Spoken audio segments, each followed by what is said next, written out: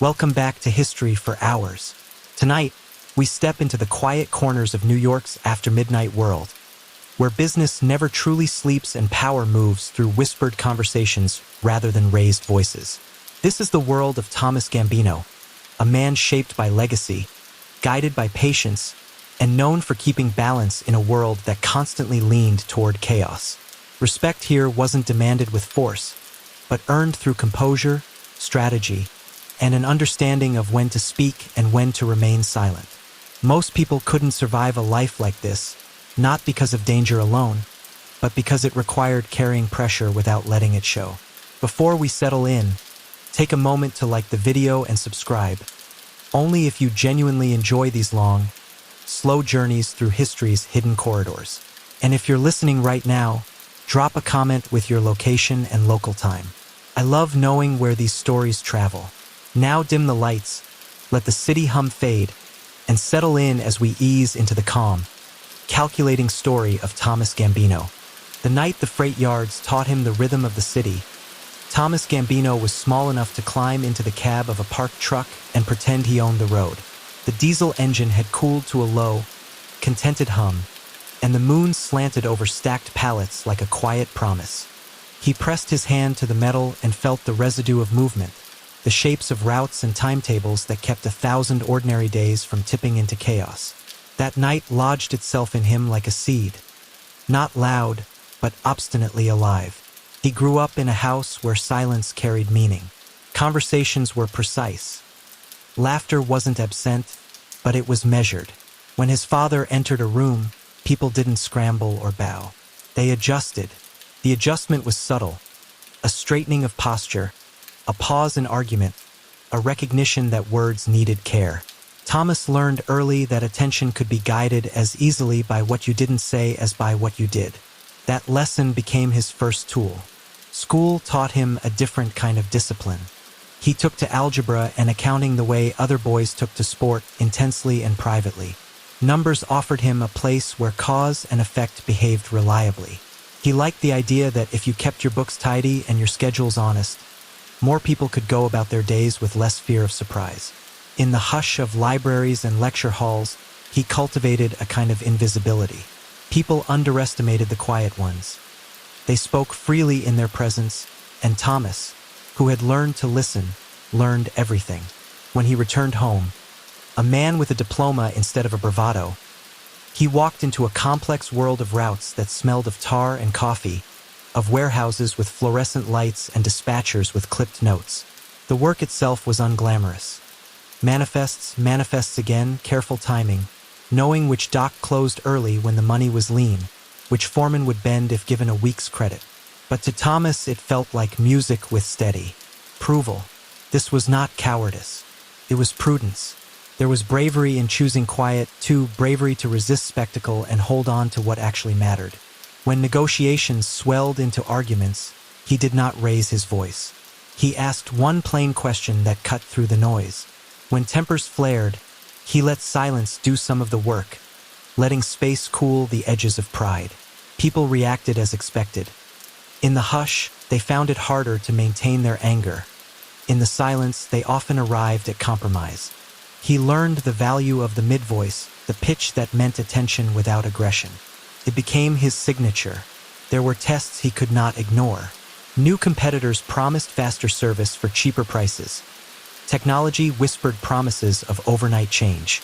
Regulators, sometimes curious and sometimes suspicious, poked at the seams. Thomas met each challenge the way he met everything, with preparation and patience. He gathered facts, consulted people whose judgment he trusted, and then made decisions that favored continuity over sudden advantage. Quick wins had a way of cracking foundations. Slow gains, applied with discipline, hardened into resilience. Ethics lived in the small decisions. He had colleagues who chose shortcuts and then learned the cost. He watched men who traded steadiness for flash, and their structures frayed. Thomas made smaller choices. Who to lend credit to when a reliable partner hit a patch of bad luck, when to insist on a written agreement rather than a handshake, how much to push in a meeting when someone else's pride required careful handling. He judged acts by their ripple effects. Would this decision protect lives and jobs a year from now? Or would it be a temporary fix that demanded a price later? He developed an internal rubric and checked it often. Mentorship became one of his quieter joys. He loved to watch someone who had the patience learn the pattern of the city, the way routes breathed, the seasons of demand, the human moments between manifest and delivery. He taught not through speeches, but by letting apprentices make small mistakes in contained circumstances. Handle the next one, he might say, and then watch as the young dispatcher discovered how to prioritize a week's worth of needs with a single call. Watching competence grow filled him more than accolades ever could. There were nights he felt the loneliness of the steward. Being the stabilizer meant declining invitations that would lead to rumor, avoiding the spectacle that could endanger the work. He watched friendships sometimes remain transactional because deep intimacy risked complicating decisions. He accepted these costs because the trade-off felt right. A city that ran predictably in the morning, so small people could pursue ordinary lives with less fear. He did not romanticize the sacrifices. He cataloged them as necessary ledger entries. He met public attention with transparency when it was unavoidable. When questions arose in the press or at committee hearings, he did not obfuscate. He presented records, opened doors to auditors, and accepted scrutiny as a price for systems that affected many. Openness, used correctly, could deflate suspicion faster than secrecy could. He learned to be strategically transparent, enough light to reassure, not so much glare that it invited misinterpretation. In the quieter hours, he dwelt on fairness. He thought about how one change in routing could ripple through a dozen households. He considered how a new fee would affect a small owner versus a larger firm. His choices were often small in appearance but large in consequence. That sense of scale made him cautious. It made him careful to keep the ledger of consequences balanced so that those who bore burdens in awkward seasons received compensation or consideration later. He cultivated an appreciation for ordinary proofs. A manifest signed on time, a driver who smiled where he used to scowl, a factory that no longer feared, a late shipment. These were his trophies. They were boring to a degree, but they were durable. He loved the way ordinary things, repeated well, generated trust that outlasted charisma. His satisfaction came from knowing that a seamstress could stitch without fear of a belt of fabric arriving late, that a small store could plan a sale without worrying the delivery would fail on the day of the event. Change never stopped arriving. New technologies demanded the same patience he preached. Adopt what improved reliability, reject what introduced brittleness.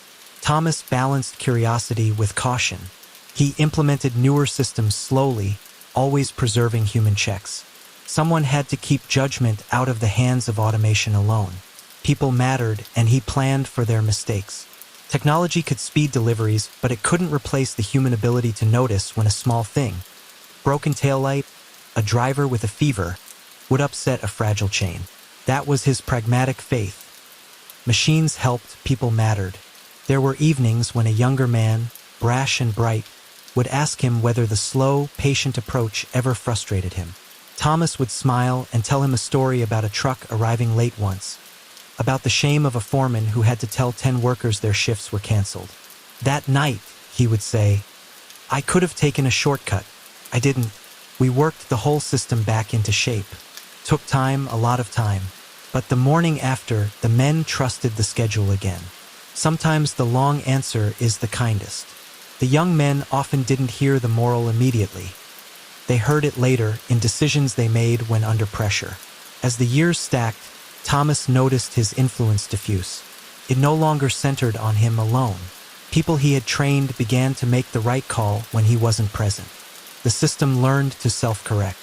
That was the moment he saw as proof that his work mattered, not in lights or headlines, but in the quiet resilience of a neighborhood that could weather small storms. He welcomed the shift without sentimentality. Influence, in his understanding, had always been meant to be distributed. One winter night, standing by an open warehouse door while snow sifted past the floodlights, he thought of the boy who had once pretended to run trucks. He realized he had kept the promise implicit in that childhood experiment, to keep things moving so people could sleep without dread and wake in the assurance that the day would begin as expected. That was not a glamorous promise, but it was, to him, the most human kind. The first part of his story ends not with a conclusion but with a steady breath. Thomas Gambino's life, like the routes he tended, was a long line of small, careful choices. Each choice bent the day slightly toward predictability or chaos. He preferred to bend it toward the first.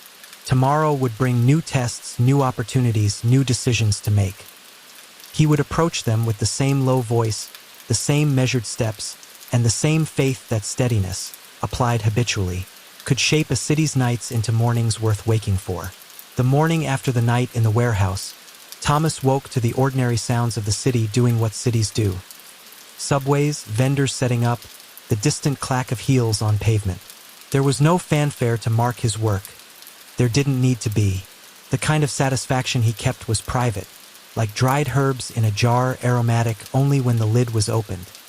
He dressed, not for ceremony but for the day's necessities, and walked the familiar route to the yard with the same deliberate pace he used for decisions. Steady, unhurried, and attentive to little changes. On the way, he passed a deli where men he'd helped quietly years ago argued about a shipment of fabric. The owner looked tired but not frantic. A driver laughed while balancing a stack of crates. Those small, human scenes were the evidence of his labor, proof that the world he tended moved. With a softer hand because of the order beneath it, he felt, for a moment, the simple rightness of being useful without spectacle. At the office, manifests waited like small promises. People came in with problems already half-solved, which was how he preferred it. He read the notes the way another man might read a letter from a friend, with interest and with the intent to reply thoughtfully. There was a message about a new competitor offering cut-rate delivery slots to undercut established routes. Another note mentioned a late payment from a longtime client. Both issues needed attention, but they required different kinds of attention, one strategic, the other human. Thomas made 2 calls. The first call was to a man who managed a neighboring fleet, a practical conversation about long-term survival rather than short-term victory. "You know what happens when someone throws a price like that," Thomas said quietly. "They lose the route when maintenance falters. We keep ours for the long haul. We keep our drivers paid. They come back." The other man agreed. They negotiated calmly and without drama, a plan to match only what made sense and to protect drivers' wages. It wasn't a triumph. It was damage control, dignity preserved. The second call was gentler. A small owner who'd been a partner for years owed money because an overseas buyer had delayed. Thomas arranged a small bridge, a temporary adjustment, paperwork to reflect it, and a reminder that terms should be tighter in future deals. It was the kind of small mercy that returned more than it cost. The owner's voice, once near panic, settled. "I'll make it up," he promised. "You know I will." Thomas didn't need the promise. He needed the continuity that came from mutual understanding. As the day moved on, Thomas visited a garage where a driver's truck had a broken axle. The driver was a longtime employee with a family, and the garage owner explained that repairs would push his next run back a day, enough to threaten payroll for a small client who paid at the end of the week. Thomas sat with his coffee and listened. Then he arranged a temporary loaner truck, rerouted the manifests, and quietly covered part of the cost until the account cleared. He didn't announce the expense. He paid it because it kept several people from losing a week's wages. That is the kind of choice that does not look heroic in accounts. It looks like bookkeeping. But for those who went to bed knowing rent would be paid, it was everything. He spent an afternoon in a meeting with representatives from the garment district, owners, union delegates, and a municipal inspector at the edge of an inquiry. Gossip had hinted at impropriety. Whispers about influence exercised improperly. Rumors that always had the potential to widen into legal trouble. Thomas met the inspector with the same methodical calm he used when adjusting shipments. He presented records, answered questions without flourish, and suggested a joint audit to reassure everyone that the system was sound. It was transparency as a preventive measure. The inspector left less suspicious. The union representatives left feeling heard. Thomas left with the knowledge that light handled honestly stops rumor from becoming accusation. There were nights, though, when the quiet of his stewardship felt heavy in a way that was less like responsibility and more like loneliness. He would sit at a table with papers and think of friendships that had not deepened because the work required a kind of distance. When decisions affected paydays and livelihoods, intimacy could complicate judgment. He had seen men ruin careers when personal entanglements clouded their ability to act. So he cultivated a garden of measured interactions, warm but not enmeshed. He was present in a way that kept the margins clear. Still, he maintained small rituals that tethered him.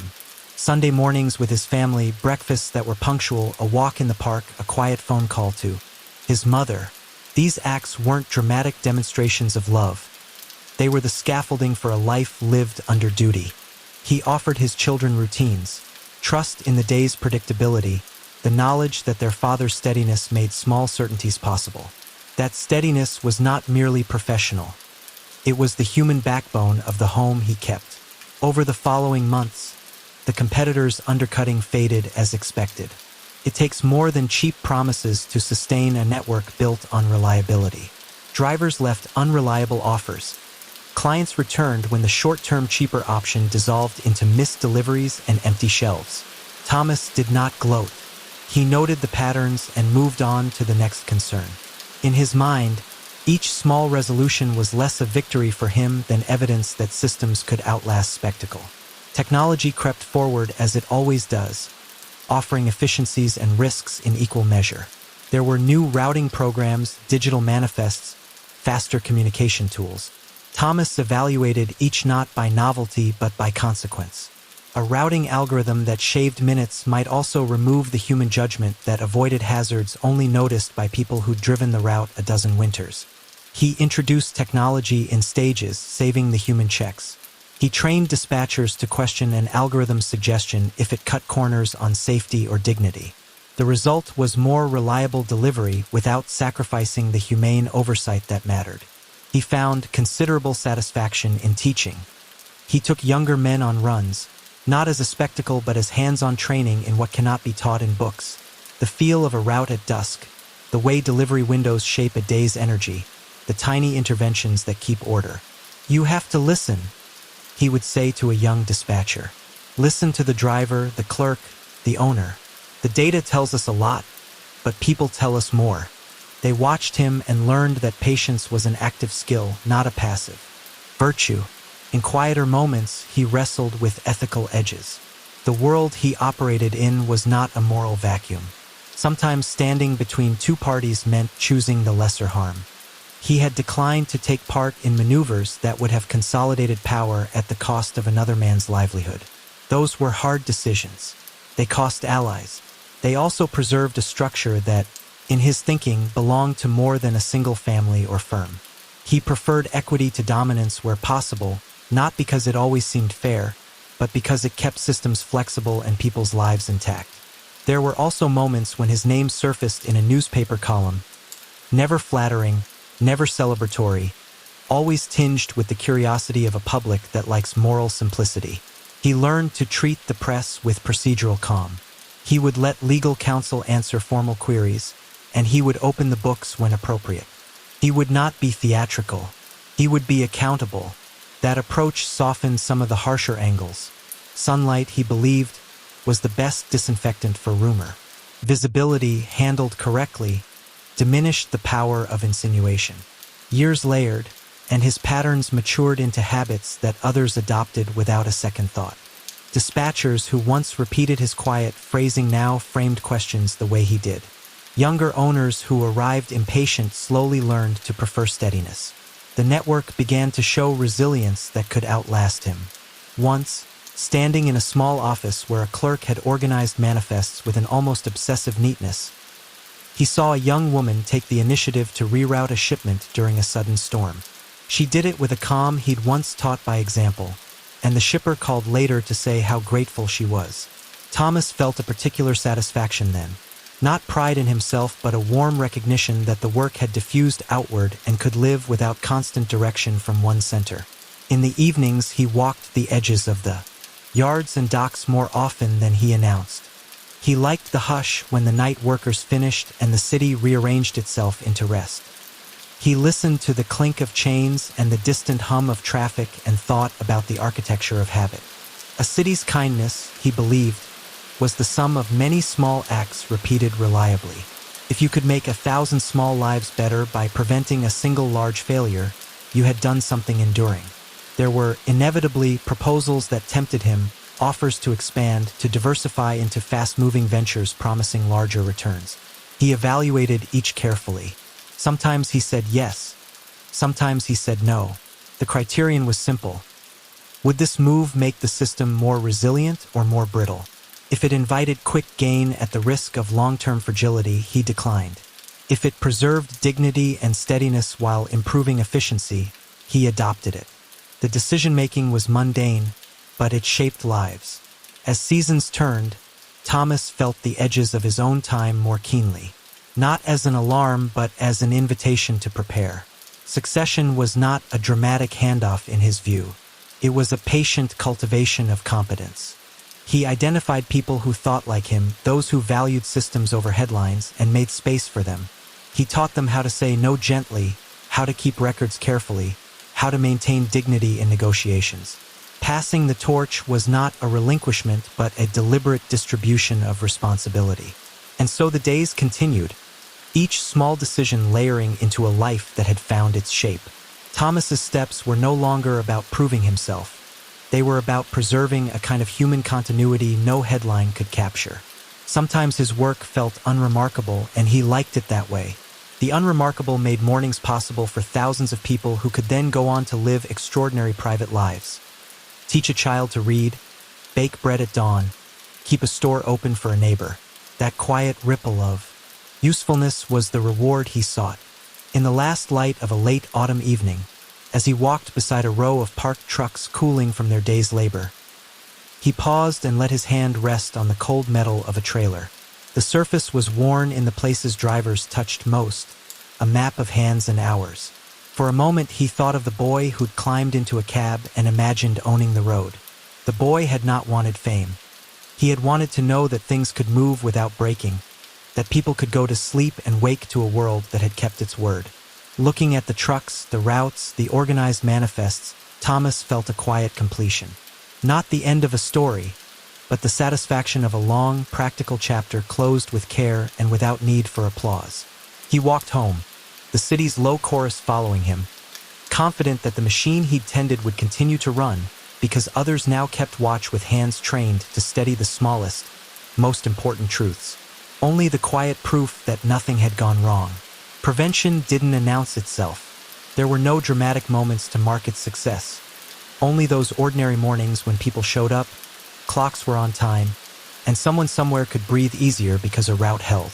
Thomas had grown to love those mornings the way some men loved applause. They were proof that the invisible scaffolding had held. They were proof that the decisions he'd made in half-lit rooms and over lukewarm coffee had mattered, not as headlines, but as the small mercies of a dependable day. He began to think of his work as an archive of small interventions. Each choice, extend this line of credit for a week, reroute that shipment before a holiday, put a young dispatcher on a problem with supervision, was a note in a ledger that did more than track money. Tracked dignity. If his ledger was balanced, he told himself, then people could make plans. Rent paid on the first, a child enrolled in school, a worker's family fed. The arithmetic of compassion, as he called it in the privacy of his mind, wasn't sentimental. It was practical. It was the only arithmetic that really mattered in the neighborhoods that depended on his routes. There were nights when he revisited decisions not because they had failed, but because he wanted to understand how they had succeeded. Success, Thomas observed, had a shape you could study. It had contours, trust paid forward, small favors reciprocated, paperwork clear enough that it could be read by someone tired at 3 in the morning and still make sense. He tracked those contours and taught them to others the way a gardener teaches seedlings where sun will come in the morning. Not by telling them, but by positioning them where light was sure to reach. People's lives ran in the margins of his plans. He watched those margins like a man watching a shoreline. A sudden order might tide a shopkeeper's profits up. A delay might pull a family under. He learned to notice where the tide could rise and where it could fall.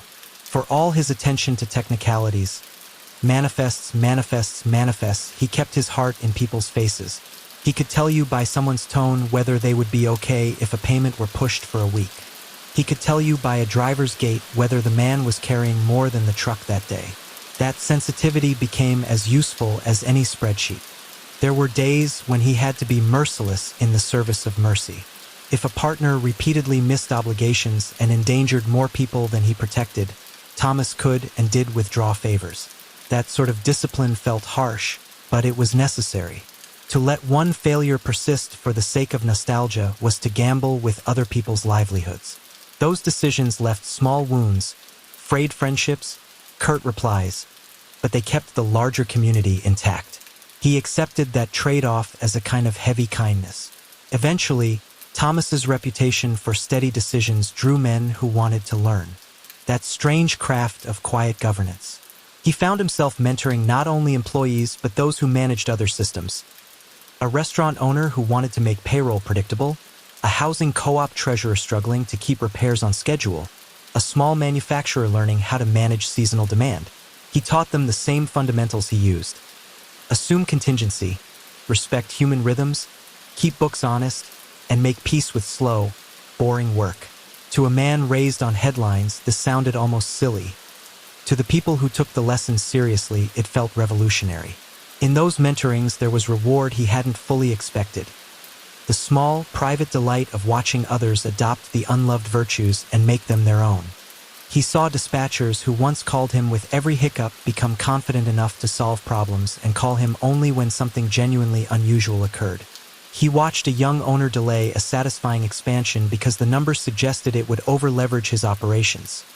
Later, that owner thanked Thomas for saving his business the hard way. These moments were quiet confirmations that the system's future might not crumble the day he finally stopped checking manifests at midnight. There were, of course, moments when others misread his restraint. A brash entrepreneur once accused him of cowardice for refusing to play the big game that might require bending rules. Thomas listened to the accusation without anger. He understood why the other man was eager to sprint. Sprinting has its pleasures. But Thomas thought of his own people, drivers, clerks, small owners, most of whom did not have the luxury of falling then getting up. For them, continuity was invaluable. He tried to explain this once, with an example of an old garage owner who had held on through a bad winter because a route kept his receipts alive. The entrepreneur shrugged and left, but the garage owner stayed, his business still breathing. Thomas thought the rest was self-evident. As the city modernized, his choices changed in detail but not in spirit. New software could optimize routes in ways no human mind alone could, and he welcomed efficiencies that didn't reduce oversight. He supported training programs that taught drivers to use new tools but insisted on human checks. He introduced systems that alerted dispatchers to anomalies rather than replacing judgment. The careful blending of automation and experience became a new art form, one he learned later in life than he wanted to, but one he learned with pleasure. He recognized that these advances could free people from the most tedious tasks, but only if the innovations respected the dignity of those whose jobs changed. What surprised him most in those years was how often the ordinary required courage. Saying no could be braver than saying yes if a yes would fracture so many other small certainties. Standing firm could mean preventing a cascade of failures. Patience could be a form of resistance against short-term greed. He liked that reading of courage. It suited him. He liked that the bedrock virtues people scorned, discipline, restraint, attention to detail, could be the quiet opposite of heroism. They were long, patient muscles, not sudden bursts. Life had not been unkind to Thomas, but neither had it been an unbroken parade of easy decisions. He had made mistakes. Times he had been slow to recognize an emerging problem, times he had trusted loyalty where prudence was needed. He kept small notes on lessons learned and shared them with those who wanted them. He did not pretend to be infallible. Part of his doctrine, quietly taught, was that leaders must have the courage to be wrong publicly and to fix the wrongs privately. People respected that kind of humility almost more than anything. The city supplied him with small, enduring pleasures. A driver who visited with a new grandchild, the owner of a small store handing him a pie on a holiday because he'd kept deliveries. Flowing through a tough season, the sound of a well-placed pallet sliding into place as if the day had been awaiting that moment. All of these became metrics of success that mattered more than any ledger entry. These were the ticks on his internal clock, instances where human life, in its everyday modesty, had been preserved. When the inevitable questions arose about succession, he handled them like everything else, realistically and without drama. He watched candidates for succession with the same pragmatic eye he used for routes. Did they think in systems? Did they respect people? Could they hold a room without needing to dominate it? He did not seek to stamp his personality onto the successor. He wanted continuity of temperament rather than mimicry of mannerisms. He wanted someone who would ask the question that slowed a room down, not someone who would raise the volume to drown out dissent. Once, during a late summer thunderstorm, a blackout hit part of the city. Trucks idled, warehouses cooled, and a chain of deliveries threatened to unravel. Thomas could have issued sharp orders. Instead, he walked the lots with an oil can and a flashlight. He talked to a foreman whose anxiety was near the surface and helped him break down the next day into manageable parts. "We don't fix everything tonight," he said. "We fix what keeps people sleeping." That small approach, triage rather than theatrics, kept a route alive and allowed dozens of people to make it through the week. When the lights returned, the manifest backlog was workmanlike rather than panicked. In moments like that, he felt the shape of the architecture he'd helped build. Resilient, human, reparable. He never stopped learning how much the smallest acts compounded. A clerk trained to double-check manifests saved a shipper from a costly mistake. A dispatcher taught to ask a driver how his day felt not only gathered practical information but also built trust. Over time, those habits accumulated into a culture that resisted the temptations of flashy shortcuts. He liked to imagine the world as an enormous clock, one that would keep ticking because each cog had been oiled and each gear understood its neighbor. And still, Thomas kept a private list of small regrets. He regretted the dinners missed, the calls unanswered when he'd been too absorbed in problem-solving, the vacations shortened by a delayed route. But regret, to him, was not a burden to be carried endlessly. It was data. He used it to make small corrections. An extra day off taken one summer, a promise to attend a niece's recital, an envelope slipped to someone in need without fanfare. These were his little penances and his little satisfactions. As part 3 of his life drew toward its natural close, Thomas began to accept that his influence would one day be invisible not because it was gone but because it had become ambient. The habits he'd cultivated would shape decisions not in his voice but in the language of regulated, humane practice. That realization comforted him more than any accolades might have. Influence that survived as culture, he believed, was the truest legacy. So he kept doing the work he'd done all along. Listening, adjusting, refusing spectacle, insisting on slow but stable fixes, and teaching others to do the same. There was no final crescendo to his story, only the steady continuation of mornings where trucks arrived, wages were paid, orders were completed, and people went to sleep without sudden dread. In that steady continuation, Thomas found the story's reward. Not fame, not dramatic triumph, but the quiet knowledge that in a world of noise, he had helped carve a space where ordinary life could proceed with dignity and little fear. When the rain came that spring, it arrived in sheets, like the city had decided to wash itself clean of hurry for a while. Thomas liked the weather for that reason. Anything that slowed people down gave him time to see more clearly. He walked slower that week, not because the puddles forced him to but because the world felt simpler when movement was deliberate. He liked the way people adjusted their steps, the way a driver pulled under a weathered awning to wait instead of racing and risking mistakes. The rain folded the city into small acts of care, and he took pleasure in watching that care multiply. There were new tensions, as there always are in a living place. A shipping company from another borough had begun to promise miraculous turnarounds, schedules that seemed to defy hours and physics. Small owners, tempted by lower prices, flirted with the idea of jumping ship. Thomas didn't respond with fury or grand declarations. He did what he had done for years. He watched, listened, and asked one simple question at the right time. "What happens when the truck breaks down?" He asked a young owner who'd called him in the middle of a restless night, considering a change. The owner had laughed at first, then thought of a mother needing to collect wages for her children's school fees. The question landed where it should. Practicality returned like a tide. Thomas's intervention was not dramatic. He offered a timeline, a small safety net to protect one vulnerable week if the owner stayed. He suggested a partial trial swap, test only a few routes, keep payroll protections in place, and measure actual reliability rather than promises. His logic was not moralizing. It was arithmetic and empathy combined. The owner stayed with his partners. Months later, when the flashy company vanished as sooner flashy things often do, that owner still had a business and a reputation intact. He sent Thomas a note. Simple thanks, no ceremonies, and Thomas kept the note folded in a drawer with the others. He did not collect them for vanity. He kept them to remember what consequences looked like when they were small and real. The rain also brought him time with his people. He called a few dispatchers into a back room where the fan hummed and coffee, cooled in a pot no one quite seemed to drink.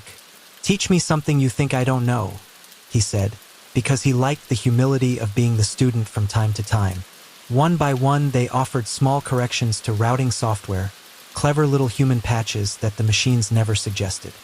He listened, asked a question or two, and wrote notes that would later become parts of a manual he actually never published, the kind of wisdom that circulates by word of mouth and memory. He liked this trade. He loved that the people closest to the work could teach him, and that those teachings, practical and modest, would then be distributed to others. Outside the yards, things stirred in different registers. An inspector from the city's transportation department wanted to ride along and see how manifests matched reality. Thomas agreed. He always did. He believed that when the public needed assurance, you gave it in an honest way. The inspector rode 2 runs with a driver who smoked an old pack and chewed his words like timetables. By the end of the day, the inspector had questions, to be sure, but also a view of how complexity looked from inside.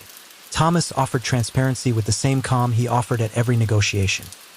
Paper when necessary, human context when needed, and, if appropriate, small operational changes that would make the whole easier to explain at City Hall. The inspector left not converted but relieved, the sort of relief that comes when suspicion is met with competence rather than evasion. There were nights that tested him differently. A supplier 3 neighborhoods over had burned through credit and was facing closure. The closure would have reverberated. A factory's raw materials stalled. A seamstress's lean schedule stretched into unpaid days. Thomas could have done nothing and chalked it up to commerce. Instead, he convened a short meeting with the supplier, the factory's owner, and a small lender willing to step in for a season.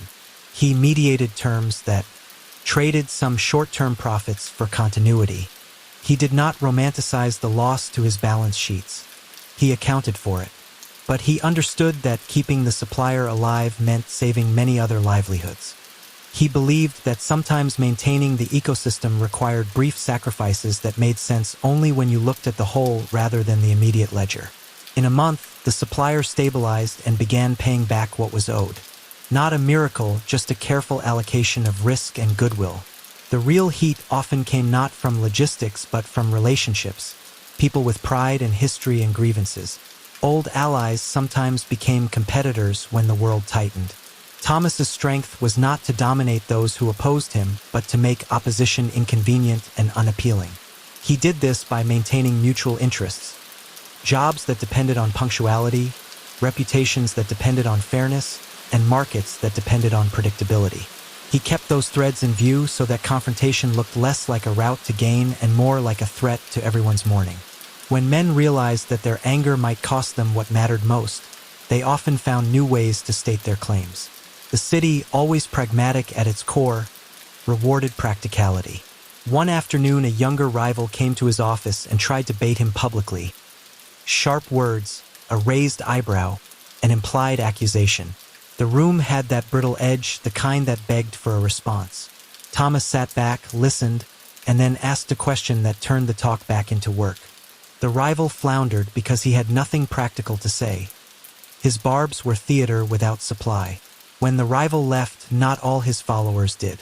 Some stayed, not because they liked Thomas more, but because the work was being done and their paychecks were steady. That kind of quiet victory needed no trumpet. It needed endurance, which he had practiced for decades. At home, the rhythm of life continued to be composed of small, dependable acts, dinner at a predictable hour, a shared cup of tea with his spouse, a quiet crossword puzzle completed badly and with pleasure. The private rituals mattered. They were not indulgences. They were stabilizers for a man whose waking hours were spent tending other people's balances. He tried to offer the same steadiness to his family he offered to his network. There were sacrifices, missed birthdays sometimes, events he couldn't attend because a supply line needed attention, but he kept promises where he could and repaired what he couldn't with honest explanation.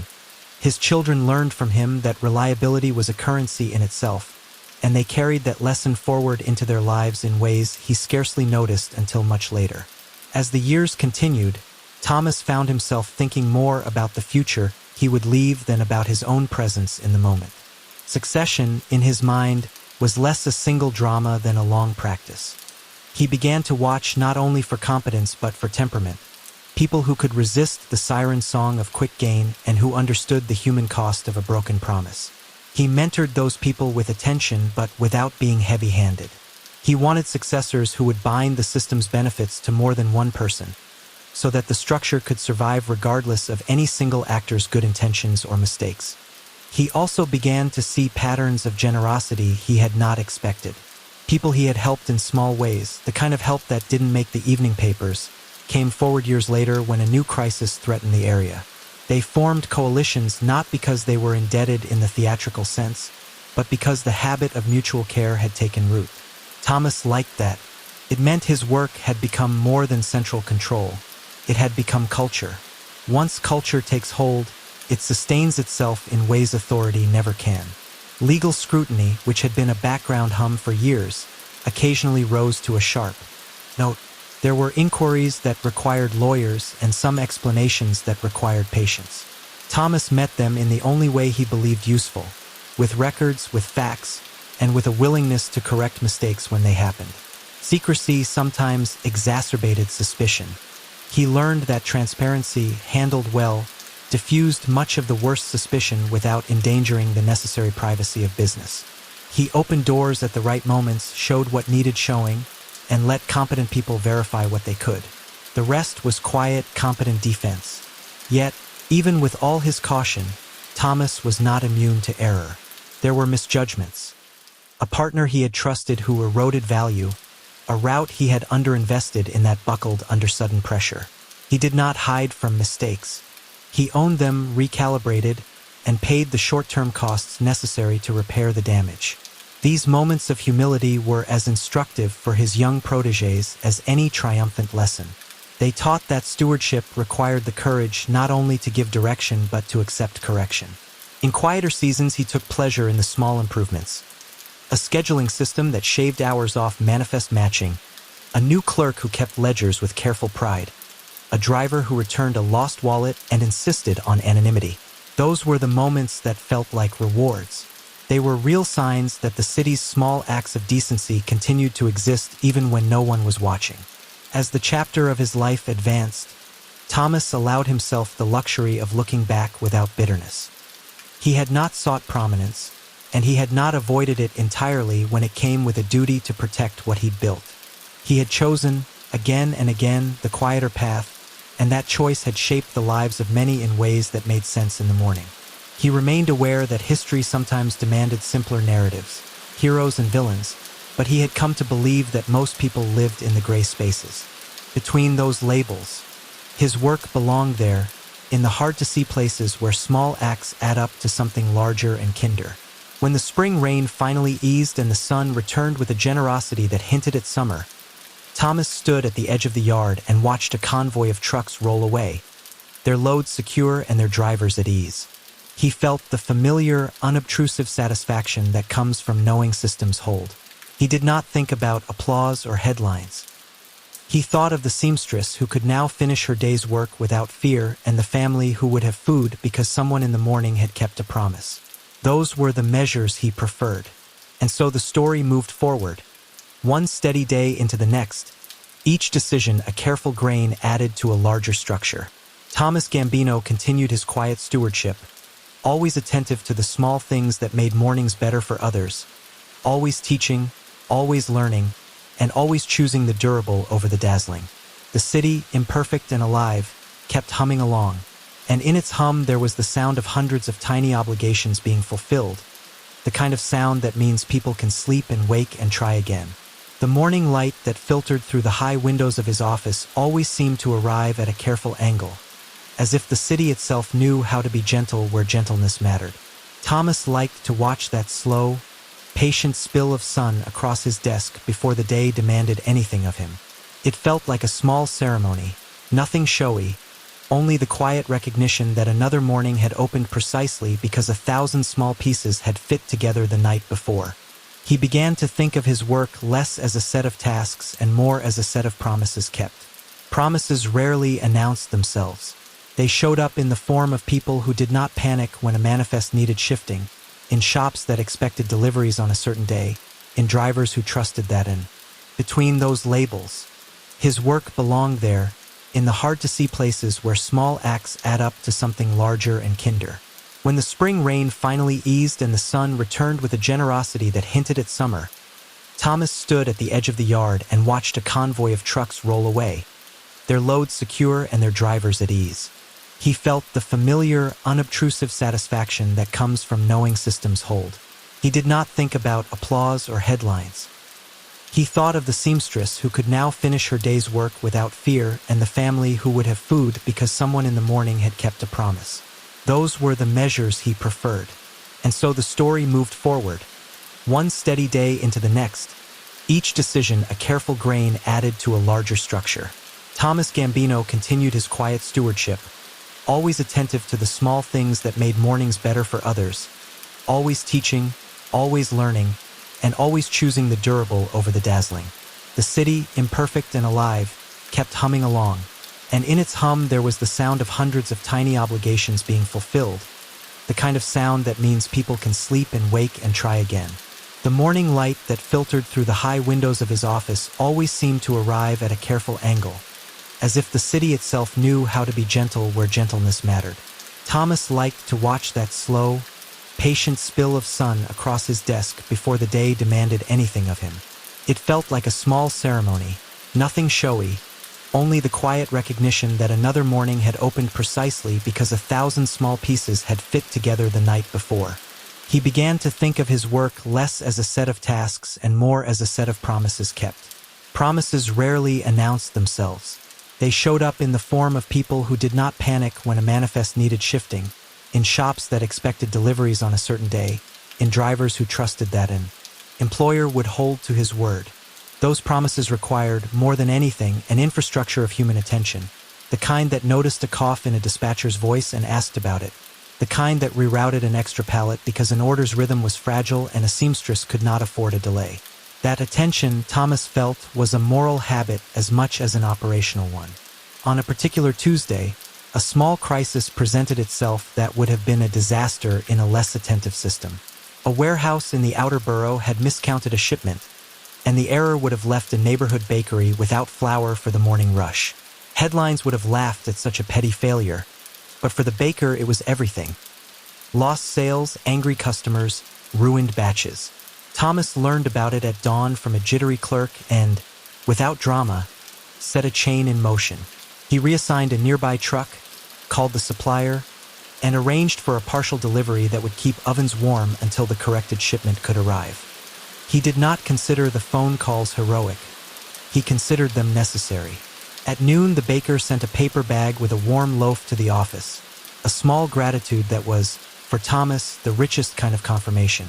The loaf tasted of ordinary survival, and he ate it slowly, savoring what a small miracle of logistics could mean to ordinary lives. Sometimes the measures he took were larger in scale, but still composed of countless tiny acts.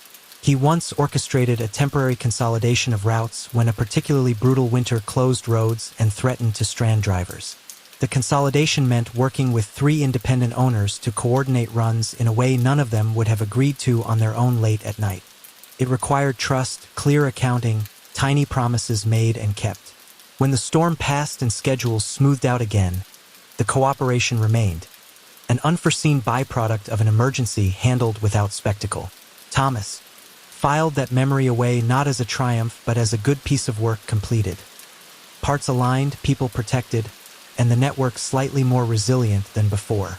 He continued to hold fast to a simple pedagogical belief. People learned most deeply by doing, not by listening to lectures. So he placed apprentices where errors could be instructive but not catastrophic. He let them feel the weight of a bad call and guided them back toward better decisions. He didn't indulge their vanity with praise for doing the obvious. Instead, he offered measured acknowledgement when they corrected a path without fanfare. That form of mentorship built competence rather than dependence. It also gave him the rare and secret pleasure of watching someone else notice something he might have missed, an emergent sign of life in the system that made him feel less necessary in the way that mattered most. There were evenings when the press found reasons to tangle his name with the kind of stories that sell newspapers. Insinuations about influence, half-formed accusations, suggestions that shaded into suspicion. He handled such moments with procedural calm. He responded to inquiries with records and accounts, opened doors that needed opening, and refused to be baited into theatrics. Time and transparency, he had learned, were better weapons than indignation. For the younger men who admired him, seeing him stand through scrutiny without flinching taught a lesson about how resilience looked in public. Steady, accountable, and unshowy. Not every story had a clean resolution. He had seen partners he trusted make choices that fractured agreements and caused real harm. Sometimes their mistakes could not be mended by diplomacy. They required distance and a recalculation of risk. He did not enjoy such separations, but he accepted them as necessary. Candy-coated continuity he believed was brittle. True resilience required the willingness to remove a rotten element before it spread. Those decisions were painful because they were human choices with human consequences, and Thomas never let the arithmetic obscure the people behind the numbers. As the city evolved, so did the moral contours of his work. New regulations, new forms of commerce, the slow creep of centralized oversight. Each change demanded a response that honored the dignity of workers while keeping systems functional. He took up conversations with policymakers who were willing to listen. He suggested frameworks that would not only regulate but also stabilize. Modest safety nets, reasonable reporting periods, incentives for maintaining reliable service rather than chasing flashy but risky models. He had learned over time that public policy and practical operations need not exist at odds. They could be parts of the same architecture if designed with humility and an eye for human consequences. One of the quieter satisfactions he cherished came from the small jubilees of ordinary people. A clerk who had paid off a debt, a driver promoted after years of steady work, a small owner who finally opened a second location because the first had become reliably profitable. These were the moments that felt like proof that the small, patient work accrues. He collected these stories not for bragging, but as evidence that a system could produce flourishing if tended with care. They reminded him why the work mattered. Not for his name in history, but for the breakfasts eaten, the children sent to school, the steady wages that made planning possible. When the conversation turned to succession, Thomas grew deliberate in the way he always had been. He did not want a successor who merely mimicked his style. He wanted someone who saw systems, felt the human edges, and resisted the seduction of short-term glory. He set up intentional rotations so potential successors would sit in the places where the smallest problems first surface. He let them be the ones who answered worried calls in the middle of the night. He watched, not for answers but for temperament. Did the person calm the room? Did they seek to preserve dignity? Did they understand the arithmetic of mercy? Those who emerged were not eager to be that figurehead but were willing to accept the responsibility of stewardship. And that willingness, he felt, was the truest indicator of readiness. No life, he recognized, is without regret. There were dinners missed, birthdays he should have attended, small betrayals of the personal that came from being endlessly practical. He tried to correct these when he could. An extra Saturday at home, a small trip he had once postponed, an honest conversation where he admitted a past mistake. Regret, to him, served a purpose. It kept his moral radar alive. He used it to change little patterns so that the work did not entirely eclipse the people who loved him. And so the days continued, less dramatized than anyone's biography might suggest, more profound precisely because of their ordinariness. Thomas spent his mornings listening to manifests, his afternoons adjusting routes and attending to the human math behind every ledger, and his evenings walking routes or sitting with family, letting small satisfactions accumulate. The city around him grew louder in some parts and softer in others, but wherever it made the choice to hold, to pause, to choose steadiness over spectacle, Thomas felt the confirmation of his life's work. In quiet moments, he would imagine the city after him, not as an image of erasure, but as a living, breathing continuation of the habits he'd taught. He imagined dispatchers who paused to ask how a driver's voice sounded, owners who remembered that a missed paycheck meant a family in need, clerks who double-checked manifests because someone had once shown them how. That imagined continuity warmed him more than any public praise ever could. Night would come and the streets would shift in mood. A taxi pulling away, a lamplight catching on a puddle, a distant radio playing. Something soft. Thomas would stand for a moment, letting the ordinary music of the city wash over him. He would think of all the tiny acts that made morning possible, the careful loading of a pallet, the polite negotiation over a late fee, the clerk who stayed an extra hour to correct a manifest. Those acts, repeated faithfully, were the true architecture of civilization. And in that steady hum, he felt the quiet, uncelebrated joy of a life built on the patient work of keeping promises. He understood, more deeply with each passing year, that quiet was not absence. It was presence in a form that refused to be showy. It was the sound of a city breathing easier because someone somewhere had decided to make the small, necessary choices that let people sleep with a little less fear and wake with a little more hope. The last stretch of the city felt different to Thomas now, not because the streets themselves had changed, but because his way of moving through them had.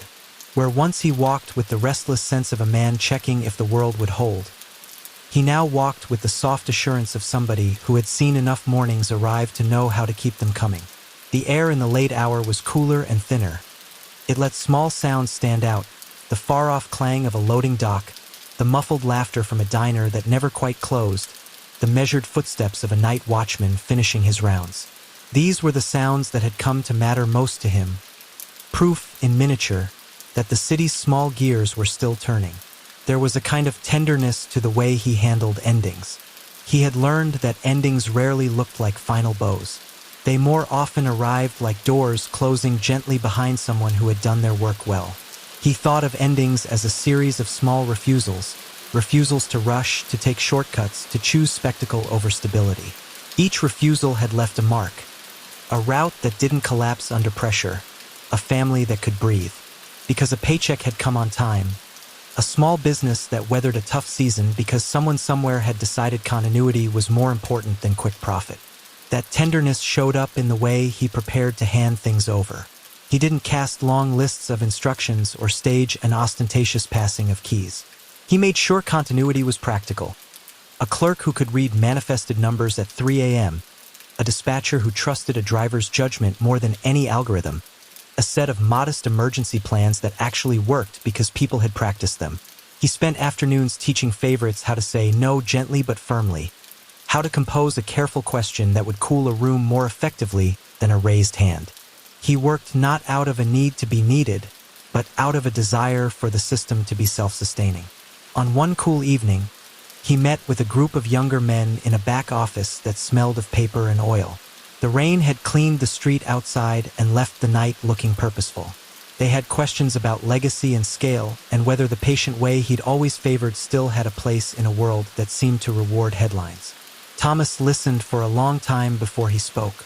When he finally did, he told them a story about a delivery that had once saved a seamstress's livelihood. He didn't make the story heroic, he made it human. An extra pallet, a rerouted manifest, a driver who waited in a cold lot so a woman could stitch the hem she needed to feed her child. "You think it's small," he said, "until you see what small keeps alive. That's the ledger that counts." His voice was steady. The men left with the feel of having been given a rule that was simple but not easy. Build things that others can live by. The city, in its clamor and commerce, kept offering tests. There were new companies promising dazzling speed, new software that calculated optimal paths in seconds, and new political winds that suggested rapid transformation. Thomas met each promise with his old instrument questions.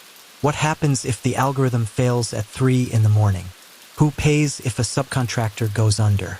Is the short-term gain worth the long-term risk to people who can't weather a missed pay period? He didn't reject innovation, he interrogated it. He accepted efficiencies that preserved dignity and rejected those that outsourced judgment to lines of code without human checks. Technology, when married to human care, sharpened the craft. When used thoughtlessly, it replaced judgment with brittle haste.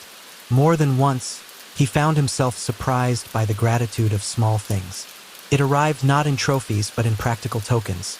A loaf of bread from a baker who had been kept afloat, a short note from a former clerk now running his own modest company, a driver who returned a lost wallet and shrugged off praise. These were the harvests of his quiet stewardship. They were the moments that reminded him why he had chosen to be the kind of person who fixed problems without making performances out of them. Those gestures were proof that a life of small, consistent acts could ripple outward and help others find steadiness in their own days. There were, inevitably, times when his judgment failed. He had made miscalculations, trusted the wrong partner, underestimated the speed at which a new player would erode a fragile route, delayed a technological update until a manageable problem became more costly. When these mistakes happened, he didn't hide.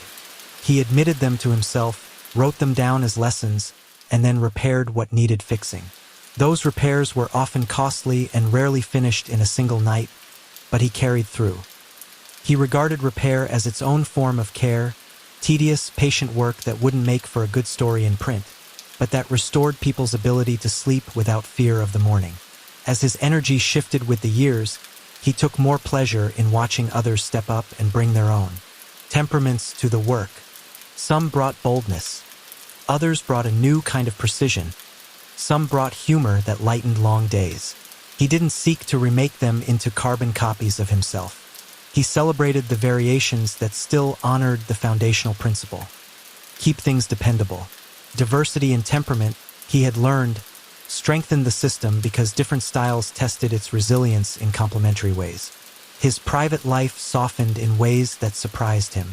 The simple rituals accumulated. A call to his sister on Tuesday evenings, a walk with his spouse after dinner, a slow Sunday breakfast that had passed from duty into delight. These acts were not luxuries but moral supplies. They restored his capacity to hold complexity without becoming brittle. When a young man once asked him how he managed to keep such a steady hand in a messy world, Thomas said simply, "I give myself small repairs." He pointed to the cup of tea warming in his palm and the photograph of his grandchildren on the mantel. "Those keep me human." When the day came that he felt the work could continue without him being present for every decision, he didn't stage a farewell. He organized things carefully, of course, an orderly handover of responsibilities, a sequence of mentoring sessions for those who would take on more, but the true handoff had been happening for years. It was a matter of training, yes, but also of culture. The people who had learned to pause, to ask one clean question when tempers rose, to treat promises as if they were binding, to value long-term dignity over short-term noise. Those people were the living testament to his work. On his last official morning at the office, official in the sense that there was a meeting and a few handshakes, not a parade, he walked the spaces with a calm that felt like gratitude rather than relief. He paused by desks where younger men had laid out their notes and saw, in the margins, the small changes he had encouraged. Checklists that included a question about a worker's family circumstances, a column in a ledger titled Contingency, a sticky note reminding someone to call a supplier not for a contract but to ask about their health. These small annotations told him the culture would continue. Culture, he thought, was the true inheritance. After the meeting, rather than make a speech, he served coffee for those who stayed and listened as they spoke about their plans. He answered quietly, sometimes with a question that turned their thoughts inward rather than outward. The room felt less like an office and more like the kind of place that made mornings possible. The men and women there had not all been his disciples. Some had been skeptics who warmed into competence only after learning the cost of haste. He was glad they were there. That evening, he walked home slowly, his coat buttoned against a wind that smelled faintly of wood smoke and salt. He paused on a bridge and watched the river move, steady as ever. The city's lights caught on the water like small, honest promises mirrored. He thought not of himself but of the millions of small acts he'd been part of, tracks of continuity, tiny mercies, and 1,000 fiddly decisions made without fanfare. They had added up, he realized, into something like a moral geography. A neighborhood where stores stayed open because deliveries were reliable, where children could expect breakfast because paychecks arrived, where someone could plan a small celebration without dread. It wasn't dramatic.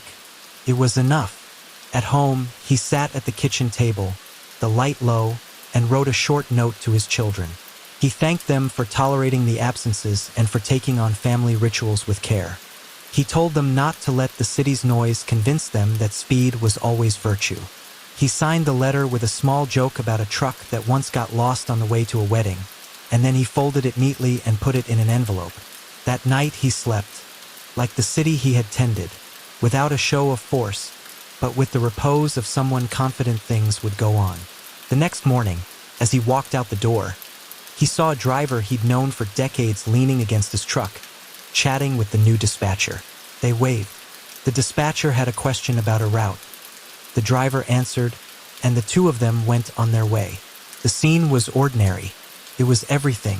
Thomas did not expect to be remembered in headlines. He expected only this, that mornings would continue untroubled for as long as people repeated the work he had taught them, listening more than speaking, asking slow questions when feverish certainty called, preferring repair to spectacle, and valuing the human margins where a missed payday could mean real hardship. He had been a steward of small truths, and in the end he found that stewardship enough. The city continued, as it always does, loud in parts, gentle in others, inventive and stubbornly humane at the same time. And somewhere in its slow daily turning, in the precise arrival of a manifest or the careful routing of a truck, there lived the quiet architecture Thomas had spent his life tending. It did not need his name to hold.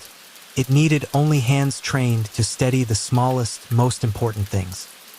He smiled, turned from the river, and walked into a morning that would not notice the absence of one man but would feel the steadiness of a life practiced well.